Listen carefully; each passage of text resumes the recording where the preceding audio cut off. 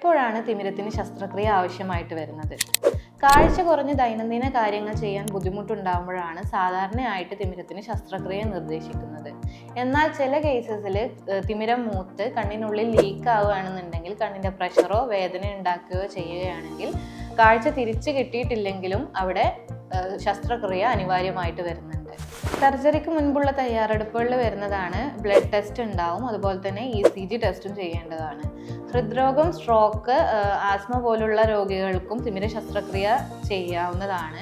ഇവരൊരു കാർഡിയോളജിസ്റ്റിൻ്റെയോ അതോ ഒരു ഫിസിഷ്യൻ്റെയോ ഫിറ്റ്നസ് സർട്ടിഫിക്കറ്റ് വാങ്ങേണ്ടതുണ്ട്. നമുക്ക് ശസ്ത്രക്രിയയിൽ ഇപ്പോൾ ആധുനിക രീതിയിൽ സിമ്പിളായിട്ട് വരുന്ന ഒരു സർജറിയാണ് ഫാക്കോ എമൽസിഫിക്കേഷൻ. ഇപ്പോൾ കൂടുതലായിട്ടും അതാണ് ചെയ്യാറുള്ളത്.